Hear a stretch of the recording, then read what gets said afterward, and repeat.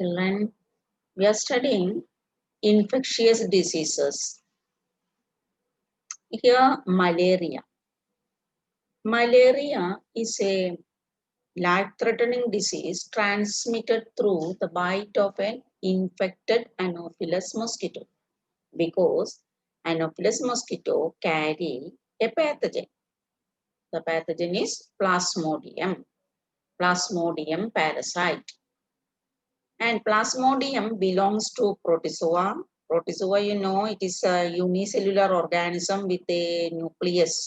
നമ്മൾ ഇതുവരെ പഠിച്ച മൈക്രോബ്സ് ബാക്ടീരിയ വൈറസ് അതൊന്നും ഒരു ന്യൂക്ലിയസ് ഉണ്ടായിരുന്നില്ല സെല്ലുലാർ ഓർഗനൽസ് ഉണ്ടായില്ല here on birds A nucleus eukaryote a nucleus is present and other organelles present a cell present okay ഒരു സെല്ലുലാർ ഫോം വന്നിട്ടുള്ള ഒരു പാത്തജനെയാണ് ഇപ്പൊ നമ്മൾ പഠിക്കുന്നത് that is plasmodium belongs to protozoa and what is the disease caused by it?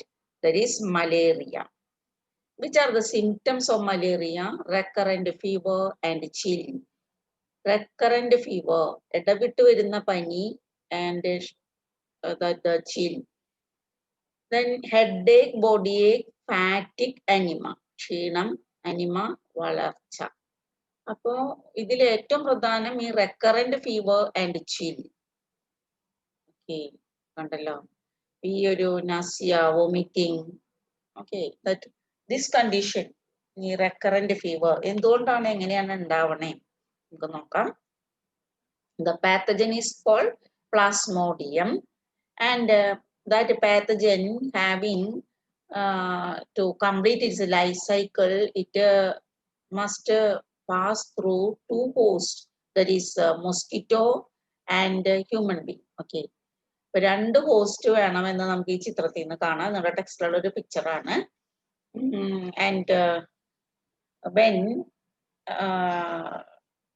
the plasmodium carrying mosquito that is an infected mosquito bites a fresh human infected mosquito when bites a fresh human that the parasite released the pathogens into your bloodstream okay the bloodstream like pathogen ഇട്ടു കൊടുത്തു ആ പാത്തജനെ ഇപ്പൊ പറയുന്ന പേര് which is the stage of pathogen that is sporozoite and that is sporozoite through blood it reach the liver of the person and where it multiplies and released certain another form of pathogens are released then it is called merozoite and it enter into the rbc again it enter into the blood rbc and in rbc it multiplies in rbc it multiplies അങ്ങനെ multiply ചെയ്യുമ്പോൾ R B സിയിൽ അത് multiply ചെയ്യുന്നു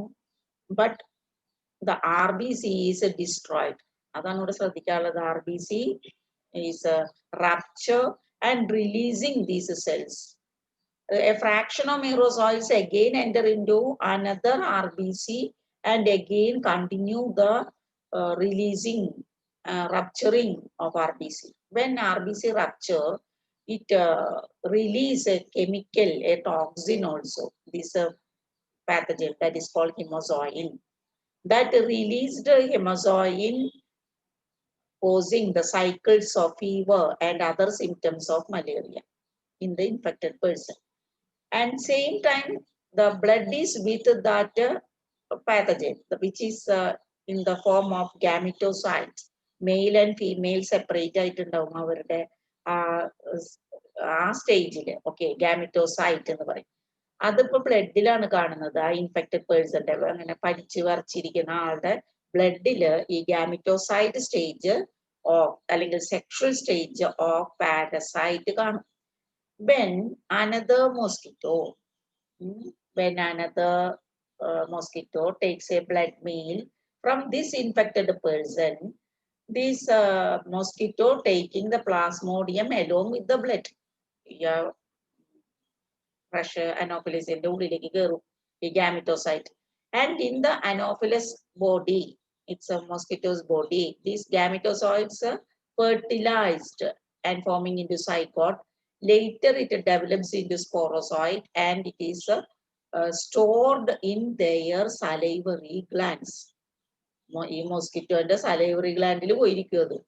okay, എന്തിനാ? For next transmission. അടുത്ത ആളെ ആരെയാണോ പോയി കടിക്കണേ അവർക്ക് അത് കൊടുക്കാനായിട്ട്. ഈ പാരസൈറ്റ് കൃത്യമായ പ്ലാനിങ്ങിൽ പോണ പോലെ ഉണ്ട് അല്ലേ? ഓക്കെ, നമുക്ക് ഒന്നുകൂടി നോക്കാം അത്. Here you can see the Anopheles mosquito. കണ്ടില്ലേ തലകുത്തി നിന്ന് കുടിക്കുന്നത്. Then the plasmodium enter into a human, fresh human through the bite. അപ്പോ ആ പ്ലാസ്മോഡിയത്തിന് എന്ത് സ്റ്റേജാ പറയാ? സ്പോറോസോയിറ്റ്. ആ സ്പോറോസോയിറ്റ് ആ ഒരു ഫ്രഷ് ഹ്യൂമൻ ബീങ്ങിന്റെ എന്തിലാണ് ചെന്നത്? In liver cell multiply. ആ ലിവറിൽ നിന്ന് പുറത്തു വരുന്ന മീറോസോയിറ്റുകൾ എവിടെ എത്തും? That RBC and again multiplied and released into gametozoid. ആ gametozoid ഇപ്പൊ ബ്ലഡിലാണ്. along with the gametozoid releasing RBC rupture and produce hemozoid.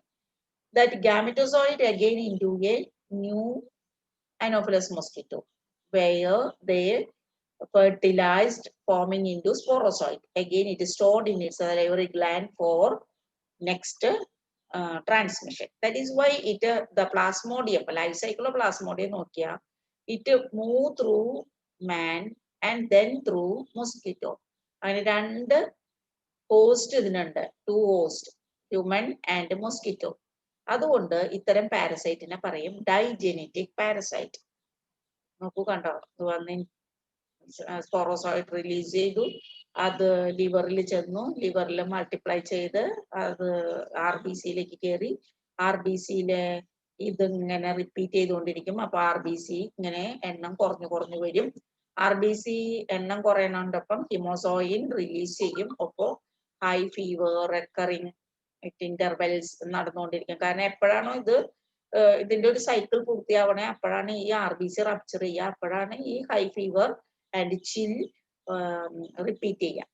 മാത്രമല്ല ഓരോ പ്രാവശ്യം RBCയുടെ എണ്ണം കുറയുമ്പോൾ oxygen supply as well as anaemic condition എല്ലാം ഉണ്ടാവും അല്ലെ? അപ്പൊ ഫാറ്റിക് ആവും, ടയേർഡ് ആവും. അങ്ങനെ എന്താണ് പതിയെ പതിയെ വളരെ ബ്ലഡിന്റെ അളവ്, ഓക്സിജന്റെ അളവ് കുറഞ്ഞ് ആ ഒരു ഡെത്ത് സ്റ്റേജിലേക്ക് എത്താം.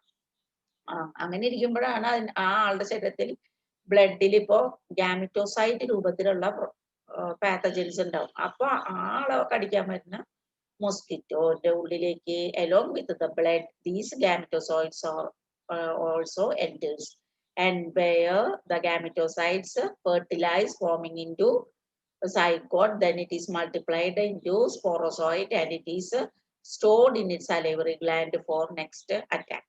കണ്ടോ RBC ഇങ്ങനെ നിറഞ്ഞിരിക്കണുണ്ടോ? RBC റപ്ചർ ചെയ്യണുണ്ടോ? ഓക്കെ, അപ്പോൾ നമുക്ക് ഇയാളെ കൊല്ലണ്ടേ? സ്റ്റോപ്പ് ദിസ് കില്ലർ അല്ലെ, മൊസ്കിറ്റോസ്. കാരണം എന്താ?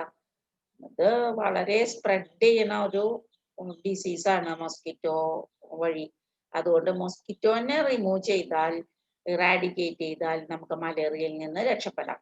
അപ്പോൾ എങ്ങനെയാണ് നമുക്ക് അതിനെ മാറ്റാൻ പറ്റുക? അതെ, അതിനുള്ള വെള്ളം കെട്ടി നിൽക്കുന്ന സ്ഥലങ്ങൾ, മൊസ്കിറ്റോ വളരുന്ന ഭാഗങ്ങൾ, അതിനെല്ലാം ഇടയ്ക്കിടയ്ക്ക് നമ്മൾ റിമൂവ് ചെയ്യുക, നെറ്റുകൾ ഉപയോഗിക്കുക അല്ലെ, മൊസ്കിറ്റോ നെറ്റ് ഉപയോഗിക്കുക. അങ്ങനെ നമ്മൾ അവെയർഡ് ആവുക. നെക്സ്റ്റ് ഡിസീസ്, എന്ത് ഡിസീസ്?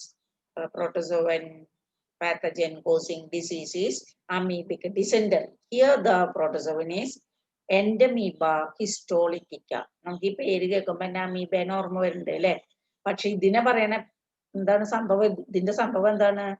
ഇതിന്റെ ശരീരത്തിന്റെ അകത്ത് കാണുന്നത് എന്താ? ബ്ലഡാണ്. It digest it feed on the RBC. ഹീമോഗ്ലോബിനെ വെച്ചിട്ടാണ് ഇതിന്റെ ഭക്ഷണം. അങ്ങനെയുള്ള അല്ലെ, സാധാരണ അമീബ എന്ന് പറയുന്നത് വെള്ളത്തിലൊക്കെ കാണുന്ന ഒരു ഫ്രഷ് വാട്ടർ ലിവിങ് ഓർഗാനിസം ആണ്. പക്ഷെ ഇയാള് നമ്മളുടെ ശരീരത്തില് നമ്മളുടെ RBCനെ ഭക്ഷിച്ച് ജീവിക്കുന്നതാണ്. അതുകൊണ്ടാണ് ഇതിനെ ഒരു പാരസൈറ്റ് എന്ന് പറയുന്നത്.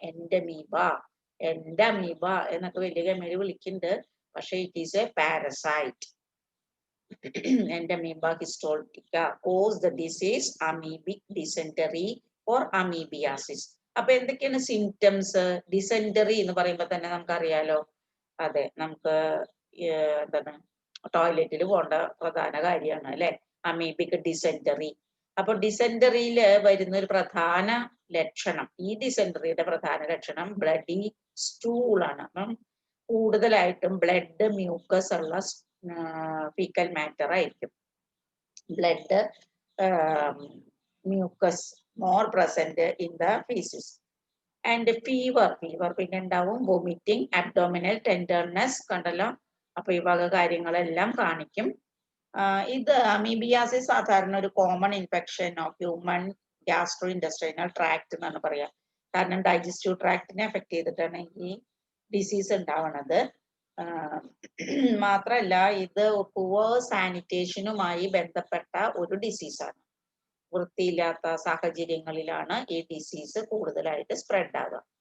നോക്കൂ, ഇങ്ങനെയുള്ള കണ്ടാമിനേറ്റഡ് വാട്ടർ നേരിട്ട് കഴിക്കുന്നത് കൊണ്ടോ, അപ്പൊ ചിലപ്പോൾ ഈ പാത്തജൻസ് ഒക്കെ ഇവിടെ വന്നിട്ടുണ്ടാവും.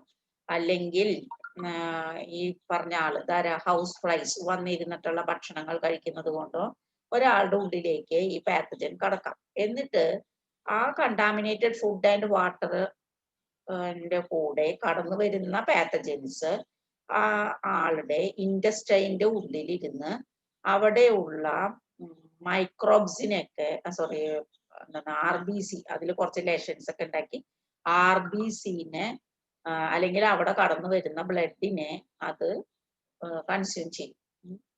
അപ്പോ ആ പാത്തജൻസ് അവിടെ ഇരുന്ന് മൾട്ടിപ്ലൈ ചെയ്യും.